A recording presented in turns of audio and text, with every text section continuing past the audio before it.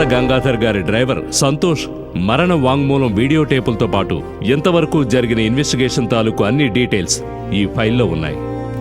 Anyway, all the best. Thank you sir.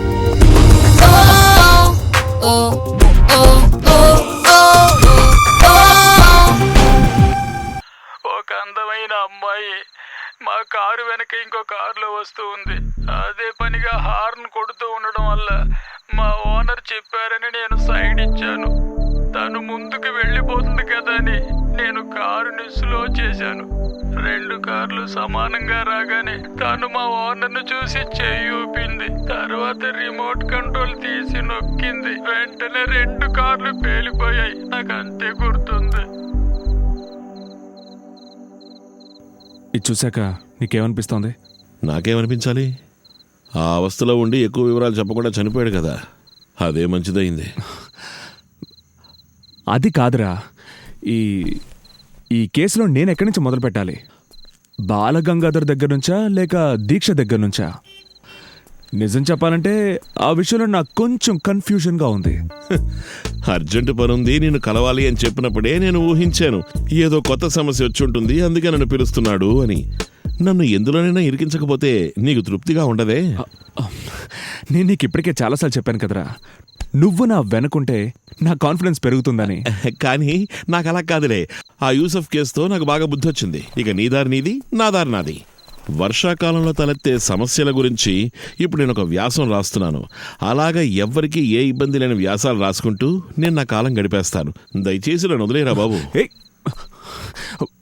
వద్దురా, ఈ case investigate చేయడానికి నాకు నీకు సాయం అవసరం లేదు. చూడు, కరెక్ట్గా ప్లాన్ చేసుకున్న తర్వాత ఈ కేసు ఇన్వెస్టిగేట్ చేయడానికి నేను బయలుదేరాను. బాలగంగాధర్ పొలిటికల్ లైఫ్లోనూ వ్యాపార విషయాల్లోనూ ఉన్న శత్రువులు అందరి లిస్టు నా దగ్గర ఉందిరా. నువ్వు చూస్తూ ఉండు, బొక్కలో తోస్తాను అందరినీ, వాళ్ళు ఎంత పెద్ద విఐపీలైనా సరే. నీకేం తెలుసురా వివరాలు? రే శ్రీ, అలా ఆవేశపడి మాట్లాడకు. కాస్త ప్రశాంతంగా ఆలోచించు. ఎక్కడి నుంచి మొదలెడతావు నీ ఇన్వెస్టిగేషన్? దాదాపు 1000 అధ్యాయాల చరిత్ర కలిగిన వాడు బాలగంగాధర్. 2-3 పేజీలు వచ్చే ఒక షార్ట్ స్టోరీ లాంటిది ఆ అమ్మాయి దీక్ష. రెండింటిలో ఏది చదివినా మనకు కావాల్సింది ఒకే ఒక విషయం. కాబట్టి దీక్ష అనే షార్ట్ స్టోరీ నుంచి మొదలు పెట్టడమే కరెక్ట్ అంటావు, అంతేనా? అవును. ఇప్పుడు నాకు నమ్మకం కలిగింది. నేను ఇన్వెస్టిగేషన్ స్టార్ట్ చేసింది కరెక్ట్ రూట్లోనే అని.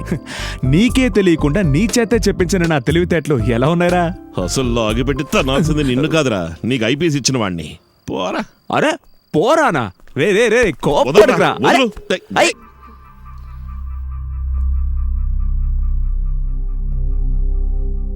Sir, tea.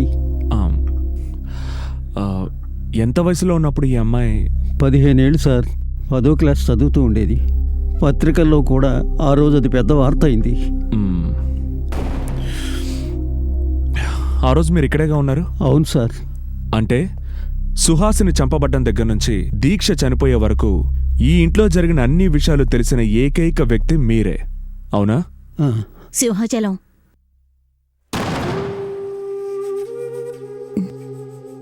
నాకు తెలిసిన దానికంటే ఎక్కువగా సింహాచలానికి తెలిసే అవకాశం లేదు సార్. ఏం తెలుసుకోవాలన్నా మీరు నన్ను డైరెక్ట్గా అడగొచ్చు. ఓకే, నేనిక్కడికి వచ్చింది దీక్ష గురించి తెలుసుకోవడానికే. తన ప్రవర్తన ఎలా ఉండేది, అసలు తనకి ఏమైంది? వీటిలో నేను మొదటి ప్రశ్నకు మాత్రమే కరెక్ట్గా సమాధానం చెప్పగలను. నా భర్త శివశంకర్ యాక్సిడెంట్లో చనిపోయే నాటికి దీక్షకి 6 ఏళ్ళు, సుహాసినికి 12 ఏళ్ల వయసు ఉండేది. ఆ రోజుల్లో నేను ఆయన ఒకే కాలేజీలో ఒకే డిపార్ట్మెంట్లో లెక్చరర్స్వి. లెక్కలేనంత ఆస్తున్న తల్లిదండ్రులకి ఒకే ఒక కూతుర్నయ్యుండి హాయిగా బతకడానికి ఓ మంచి ఉద్యోగం ఉండి మగదిక్కు లేనందువల్ల భర్త చనిపోయిన స్త్రీకి సమాజంలో గౌరవం లేదన్న అభిప్రాయం నాలో బలంగా ఏర్పడిపోయింది. కాలేజీలో నా భర్త స్థానంలో చేరిన అతను తర్వాత నా జీవిత భాగస్వామయ్యాడు. ఆ రోజు నుంచి నా జీవితంలో నరకం మొదలైంది. లోకంలోని ఏ ఆడదాన్నైనా వక్ర దృష్టితో చూసే ఓ నీచాతి నీచుడు సొంత కూతుర్లా చూసుకోవాల్సిన నా కూతురు సుహాసిని నా చిన్న కూతురు కళ్ళ ముందే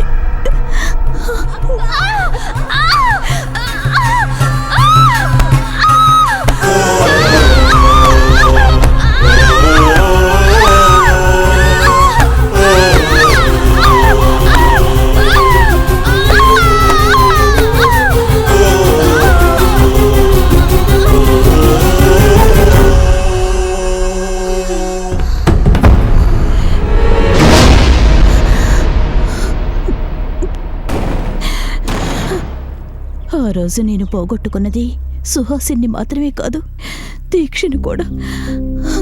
ఆ సంఘటన తర్వాత తను నన్ను అమ్మాని పిలవలేదు. 3 ఏళ్లు గడిచిన తర్వాత వాడు నిరపరాధని చెప్పి కోర్టు శిక్షించకుండా వదిలేసింది. శిక్ష పడకుండా తప్పించుకున్నాడన్న కోపంతో దీక్ష తన్ని చంపడానికి కత్తితో దాడి చేసింది. టైం బాగుండి వాడు తప్పించుకున్నాడు. ఆ తర్వాత అతనికి ఏమైనా సమస్యలు ఎదురయ్యాయా దీక్ష సైడ్ నుంచి? నాకు తెలిసి ఇంకోసారి కూడా దాడి చేసింది. తను ఇంటర్ చదువుతున్నప్పుడు టౌన్లో ఏదో బుక్ స్టాల్ దగ్గర. చనిపోయే వరకు తన మారుటి తండ్రి మీద ఉన్న పగ, ఐమ్ సారీ, నాకు అతని పేరు తెలీదు. నరేంద్ర వర్మ. మిస్టర్ నరేంద్ర వర్మ మీద ఉండే పగ దీక్ష మనసులో గతంలో లాగే ఉండేదా? అలాగే ఉండడం కాదు, రోజురోజుకి తనలో ఉన్న పగ ఇంకా పెరిగేది. అంటే దీక్ష ఎవరినైనా చంపాలనుకున్నప్పుడు తన మనసులో ముందుగా మెదిలేది నరేంద్ర వర్మ ముఖమేగా? అవును. మరైతే బాలగంగాధర్ ఫ్రేమ్లోకి ఎందుకు వచ్చినట్టు? దీక్ష మనసులో అతని మీద ఎంత పగ పెరగడానికి కారణం ఏమై ఉంటుంది? అదే నాకు తెలియలేసా. పగలా ఉంచితే దీక్షకు అతనెవరో కూడా తెలీదు. అది నాకు బాగా తెలుసు.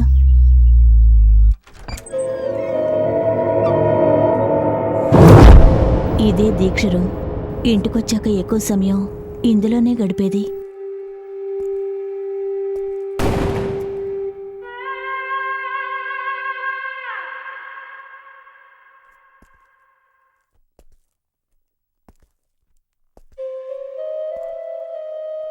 ఈ సిస్టమ్ దీక్షదేనా? అవును. Canoe? Please.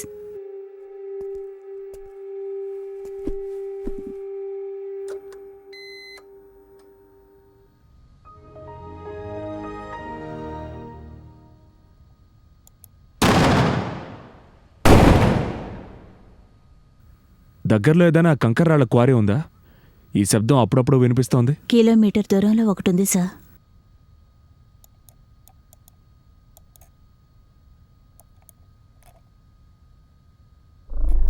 weaponsworld.com, fireonblog.com, totaldestroyer.com, armsandammunitions.com